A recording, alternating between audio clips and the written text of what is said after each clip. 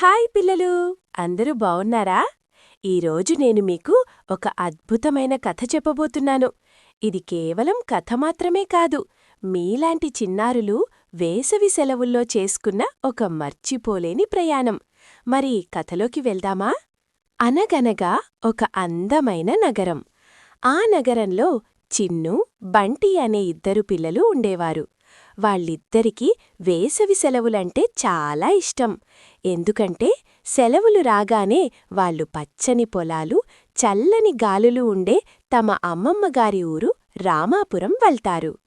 ఈసారి వేసవి సెలవులు రాగానే చిన్ను, బంటి వాళ్ళ నాన్నగారితో కలిసి కారులో బయల్దేరారు. సిటీ ట్రాఫిక్, శబ్దాలు దాటి కారు పల్లెటూరి రోడ్డుమీదకు రాగానే వాతావరణం మారిపోయింది. రోడ్డుకి ఇరువైపులా ఎత్తైన కొబ్బరి చెట్లు పిల్లలకు స్వాగతం పలుకుతున్నట్లు ఊగుతున్నాయి. చల్లని గాలి కిటికీలోంచి వచ్చి వాళ్లని తాకగానే ప్రయాణ బడలికంతా మాయమైపోయింది. ఊర్లోకి రాగానే అమ్మమ్మ, తాతయ్య ఎదురొచ్చారు. అమ్మమ్మ చేసిన నేతి అరిసెలు, సున్నుండల వాసన ఇల్లంతా గుబాళిస్తోంది. ఆ రోజు రాత్రి పిల్లలు తాతయ్యతో, తాతయ్య, ఈసారి సెలవుల్లో మాకేదైనా కొత్తగా, స్పెషల్గా కావాలి. ఎప్పుడూ ఆడుకునేలా కాకుండా ఈసారి మాకు బోర్ కొట్టకూడదు అని అడిగారు. తాతయ్య చిరునవ్వు నవ్వి, రేపు ఉదయం లేవండి, మీకొక సర్ప్రైజ్ చూపిస్తాను అన్నారు. మరుసటి రోజు ఉదయం కోడి కూతతోనే పిల్లలు లేచారు. తాతయ్య వారిని ఇంటి వెనక ఉన్న పెద్ద మామిడి తోటలోకి తీసుకెళ్లారు. ఆ తోట మధ్యలో 100 ఏళ్ల నాటి ఒక భారీ మర్రి చెట్టు ఉంది. ఆ చెట్టువైపు చూసిన చిన్ను, బంటి ఆశ్చర్యంతో నోరెళ్లబెట్టారు. ఎందుకంటే ఆ చెట్టు కొమ్మల మధ్యలో ఒక అద్భుతమైన ట్రీ హౌస్ ఉంది. అది సాదాసీదా ఇల్లు కాదు. చెక్కతో అందంగా కట్టిన ఆ ఇంటికి రంగురంగుల పెయింటింగ్సు వేసి ఉన్నాయి. తాతయ్య పిల్లలను మెట్ల ద్వారా పైకి తీసుకెళ్లారు. లోపలికి వెళ్తే అదొక స్వర్గంలా ఉంది.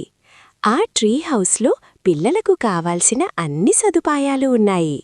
1 మెత్తని పరుపులతో కూడిన చిన్న మంచాలు, 2 చల్లని గాలి కోసం కిటికీలకు వట్టివేళ్ల తడకలు, ఇవి నీళ్లు చల్లితే ఏసీలా చల్లగా ఉంటాయి. 3 ఒక మూల రాక్ నిండా పిల్లల కథల పుస్తకాలు, బొమ్మలు. 4 పక్కనే బుట్ట నిండా తియ్యటి మామిడి పండ్లు, జామకాయలు. రాత్రిపూట చూసేందుకు ఒక చిన్న టెలిస్కోప్ కూడా ఉంది. చిన్ను ఆనందంతో, తాతయ్య, ఇది మాకు దొరికిన బెస్ట్ గిఫ్ట్ అని గట్టిగా అరిచింది. ఆ రోజునుంచి పిల్లలిద్దరూ కిందకు దిగడమే మానేశారు. ఉదయం టిఫిన్ అక్కడే, మధ్యాహ్నం ఆటలక్కడే. చెట్టు పైనుంచి చూస్తే ఊరంతా కనిపిస్తుంది. పక్కనే ఉన్న ఏరు పారే శబ్దం, పక్షుల కిలకిలారావాలు వింటుంటే వాళ్లకు చాలా హాయిగా అనిపించేది. ఒకరోజు మధ్యాహ్నం ఎండ బాగా కాస్తోంది. పిల్లలు ట్రీ హౌస్ లోపల చల్లగా కూర్చుని స్నాక్స్ తింటున్నారు. అప్పుడు బంటి కిటికీలోంచి బయటకు చూశాడు. బయట ఎండకి ఒక చిన్న ఉడుత నీరసంగా చెట్టు కొమ్మ మీద పడుకుని ఉంది.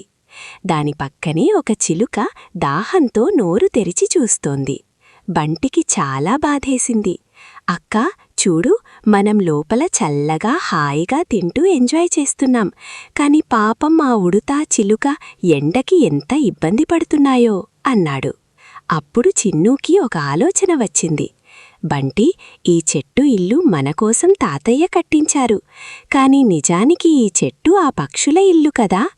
మనం వాళ్ల ఇంట్లో ఉంటూ వాళ్లనే పట్టించుకోవడం లేదు అని చెప్పింది. వెంటనే పిల్లలిద్దరూ తమ దగ్గర ఉన్న నీళ్ల బాటిల్ తీసుకుని ఒక చిన్న మట్టి పాత్రలో పోసి కిటికీ బయట పెట్టారు. తమ దగ్గర ఉన్న పండ్లు, బిస్కెట్లు పొడి చేసి అక్కడ ఉంచారు. కాసేపటికే ఆ ఉడుత వచ్చి నీళ్లు తాగి ఉత్సాహంగా తోక ఊపుతూ గెంతులు వేసింది. చిలుకలు వచ్చి పండ్లు తిని కీచ్ కీచ్మంటూ పిల్లలకు థాంక్స్ చెప్పాయి. ఆ సాయంత్రం తాతయ్య పైకి వచ్చారు. పిల్లలు చేసిన పని చూసి ఆయన కళ్లలో నీళ్లు తిరిగాయి. ఆయన పిల్లలను దగ్గరకు తీసుకుని ఇలా అన్నారు, చూశారా పిల్లలు, ఏసీ గదులు, టీవీలు, వీడియో గేమ్స్ ఇచ్చే ఆనందం కంటే ప్రకృతితో కలిసి జీవించడం, సాటి ప్రాణులకు సహాయం చేయడం ఎంత ఆనందాన్నిస్తుందో. ఈ చెట్టు మనకు నీడను, పండ్లను, ఆడుకోవడానికి ఈ ఇంటిని ఇచ్చింది. దానికి బదులుగా మనం దాన్ని ప్రేమగా చూసుకోవాలి. సెలవులు పూర్తయ్యే రోజు వచ్చింది. సిటీకి వెళ్తుంటే పిల్లలకు చాలా బాధగా అనిపించింది. కాని వాళ్ళు ఒక గొప్ప పాఠం నేర్చుకున్నారు. వెళ్లే ముందు ఆ చెట్టుని గట్టిగా కౌగిలించుకుని, వచ్చే సెలవుల్లో మళ్ళీ వస్తాం నేస్తమా, అప్పటి వరకు పక్షులను జాగ్రత్తగా చూసుకో అని చెప్పి వీడ్కోలు పలికారు.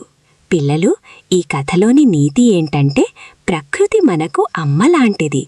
చెట్లు, పక్షులు మన నేస్తాలు. మనం ప్రకృతిని కాపాడితే ప్రకృతి మనల్ని కాపాడుతుంది. వృక్షో రక్షతి రక్షితః. మనం ఎంత టెక్నాలజీలో ఉన్నా నిజమైన ఆనందం ప్రకృతి ఒడిలోనే దొరుకుతుంది. మీకు ఈ ట్రీ హౌస్ కథ నచ్చిందా పిల్లలు? మీరు కూడా ఎప్పుడైనా చెట్టు ఇల్లు ఎక్కారా? కమెంట్స్లో చెప్పండి. ఇలాంటి మరిన్ని ఆసక్తికరమైన అద్భుతమైన కథల కోసం మా ఛానల్ని ఇప్పుడే సబ్స్క్రైబ్ చేసుకోండి. పక్కనే ఉన్న గంట సింబల్ని కొట్టడం మర్చిపోవద్దు. మళ్ళీ మరో మంచి కథతో కలుద్దాం. Tata, bye bye.